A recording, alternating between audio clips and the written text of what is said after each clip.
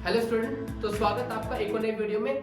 तो last video में मैंने आपको डिसोल्यूशन ऑफ पार्टनरशिप फर्म का एक कुछ जनरल एंट्रीज बताई थी और कुछ एमसीक्यूज भी मैंने शेयर करे थे वीडियोस पर, ठीक है, अपने चैनल पर। सो आज हम डिसोल्यूशन ऑफ पार्टनरशिप फर्म का एक इंपॉर्टेंट पार्ट करने वाले हैं जिसका नाम है रियलाइजेशन अकाउंट। बेटा ये अकाउंट क्या होता है? तो जैसे कि डिसॉल्व, हम फर्म को डिसॉल्व कर रहे हैं, फर्म को बेच रहे हैं, खत्म कर रहे हैं, ठीक है। तो ऐसे में फर्म की जितने भी एसेट होते हैं बेटा हम उन्हें रियलाइज करते हैं, सोल्ड आउट करते हैं, ठीक है। जितनी भी लायबिलिटी होती है उसे रीपेमेंट करते हैं। तो उसके लिए हम एक स्पेसिफिक अकाउंट बनाते हैं जिसका नाम होता है रियलाइजेशन अकाउंट। आप इसे नीलामी अकाउंट भी बोल सकते हैं, जो हमारे सभी एसेट को नीलाम करता है और सारी उधारी की पेमेंट करता है, ठीक है। अगर टाइप की पूरी बात करें तो अगर रियलाइजेशन अकाउंट किस टाइप का अकाउंट होता है, तो बेटा रियलाइजेशन अकाउंट एक नॉमिनल अकाउंट होता है, ठीक है। याद रखेंगे, नॉमिनल अकाउंट होता है। मीन जब आप इसकी जनरल एंट्री बनाओगे तो जितना जब रिलाइज कोई खर्चे वाली बात होगी तो रियलाइजेशन अकाउंट डेबिट होगा, और जो भी इनकम वाली बात होगी तो रियलाइजेशन अकाउंट क्रेडिट होगा। ये आपको जनरल एंट्री में हेल्पफुल रहेगा, ठीक है। अब यहाँ पे अकाउंट को समझिए। देखो, मैं इस अकाउंट की हेल्प से आपको अकाउंट बनाना सिखा दूंगा और जनरल एंट्री भी सिखा दूंगा, दो मेजर, ठीक है। चलिए देखिए, सबसे पहले तो बेटा जब रियलाइजेशन अकाउंट बनाएंगे तो सबसे पहले आपको क्या करना है बच्चों, आपको एक बैलेंस शीट मिलेगी, ठीक है, फर्म की। उस बैलेंस शीट में जितनी भी आपकी लायबिलिटीज होंगी और जितनी भी एसेट होगी पहले आप उन्हें ट्रांसफर करोगे। जितनी भी एसेट होगी वो डेबिट तरफ में ट्रांसफर होगी, जितनी भी लायबिलिटी होगी वो क्रेडिट तरफ में ट्रांसफर होगी, ठीक है। इसकी एंट्री क्या बनती है वैसे बेटा? अगर एंट्री की बात करते हैं तो जैसे ये सारा डेबिट टू करके हो रहा है ना, तो रियलाइजेशन अकाउंट डीआर, ठीक है, टू एसेट्स हो जाएगी बेटा। ये जो पोस्टिंग जो हुई ना, वो इसकी पोस्टिंग कैसे हुई? इसकी पोस्टिंग ऐसे होती है, realization account to asset account. जितनी भी एसेट होती है हम रियलाइजेशन अकाउंट को डेबिट करके पोस्टिंग करते हैं, और यहाँ रियलाइजेशन अकाउंट की पोस्टिंग कर देते हैं। तो जितने भी इंटेंजिबल एसेट, इंटेंजिबल मतलब गुडविल, पेटेंट वगैरह, वो आ जाएगा। To investment, good land and building, जो आपको बैलेंस शीट मिलेगी उसमें जो भी प्राइस होगा इन जितनी भी एसेट का वो सारा लिख देना आप। क्वेश्चन आएगा पेपर में, बिना सोचे समझे सबसे पहले एसेट यहाँ पर ट्रांसफर कर देना, ठीक है। जहां तक क्या है, सारी एसेट है, investment, land and building, plant, furniture, fitting, loan to other party. Other party मतलब देखो, बिजनेस में एक तो फर्म होता है और उसके पार्टनर्स होते हैं, उनके अलावा जो थर्ड पर्सन होता है, क्रेडिटर, डेटर वगैरह, किसी बाहर इंस्टीट्यूट से लोन लिया है, फिर हमने किसी को लोन दिया, तो वो भी इसमें ट्रांसफर हो जाएगा क्योंकि वो भी हमारी एक एसेट होती है, ठीक है। बिल रिसीवेबल, डेटर, यहाँ तक ये सारी एसेट ट्रांसफर हो गई, ठीक है। चलिए लायबिलिटी तरफ में आ जाइए। लायबिलिटी तरफ में क्या है? बैंक लोन, ठीक है। बैंक लोन बेटा वो भी फर्म की डेब्ट होता है, फर्म का डेब्ट रियलाइजेशन अकाउंट में आएगा, ठीक है। Salary creditor, bill payable, bank overdraft BC में आता है, outstanding expense and provision for doubtful डेब्ट, ठीक है।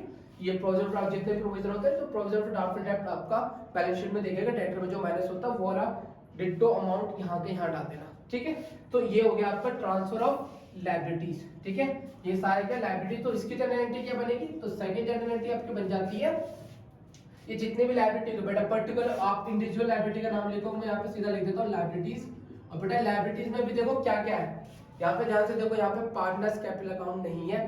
पार्टनर्स भी तो लायबिलिटी होते हैं लेकिन उससे नहीं लिखोगे, पार्टनर्स कैपिटल अकाउंट नहीं लिखोगे, पार्टनर्स के लोन नहीं लिखोगे, और उनके जितने भी पर्सनल मतलब जो भी लोन उनका जो उन्होंने लोन दिया वो भी नहीं आएगा, उनका कैपिटल भी नहीं आएगा, ठीक है। इन बातों का ध्यान रखना, और जितने भी फिक्सिड एसेट होती है वो नहीं आती इसके अंदर, ठीक है। तो वो बातें आप याद रखना। Liability account to realization account, ठीक है, ये हमारा डेबिट हो जाएगा अकाउंट डीआर, ठीक है। ये छोटी सी बात आप याद रखेंगे। तो ये दो मेजर एंट्री होती है बेटा, अगर जनरल एंट्री करने वाले दो एंट्री करते हैं।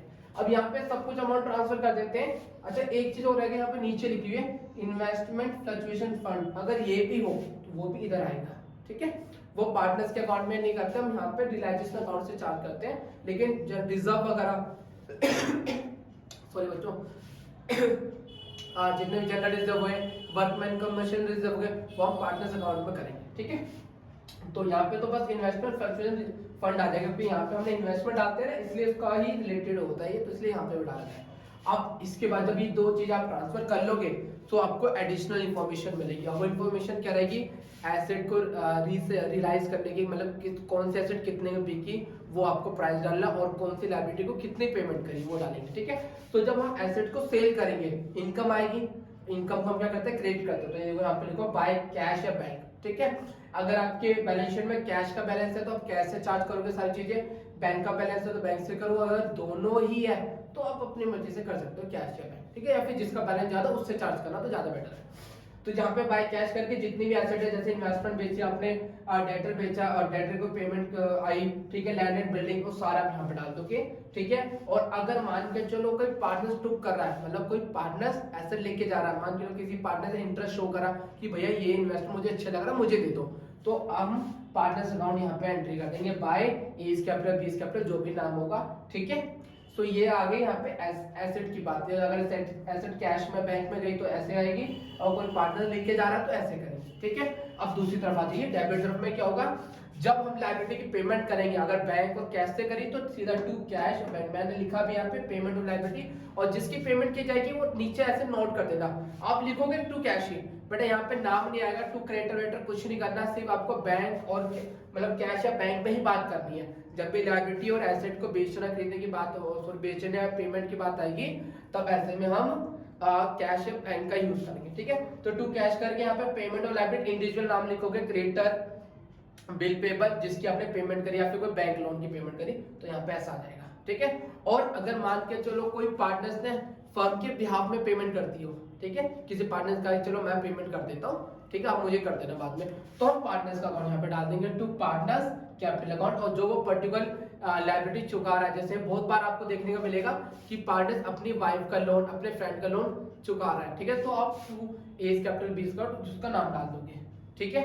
और इसमें एक ये चीज आपके, और एक और चीज आती है इसमें रियलाइजेशन एक्सपेंस, अगर हो तो वो भी यहाँ पे डाल देना टू बैंक करके और ब्रैकेट में लिख देना रियलाइजेशन एक्सपेंस, ठीक है। एंड इसके बाद बेटा जो साइड बड़ी होगी, ठीक है, अगर क्रेडिट साइड बड़ी होती है तो हमें होगा प्रॉफिट, तो हम क्या करेंगे टू प्रॉफिट ट्रांसफर टू, और जो भी जितने भी पार्टनर्स होंगे फर्म में ABCD हम उनमें डिस्ट्रीब्यूट कर देंगे उनके रेशियो में, जो रेशियो हमारे पास गिवन होगा, नहीं होगा तो इक्वली मानेंगे।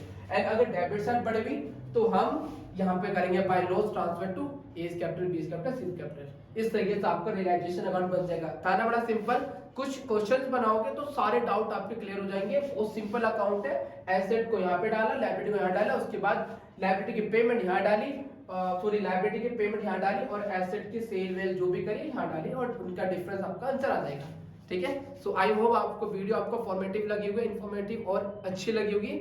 तो मिलते हैं नेक्स्ट वीडियो में, बाय।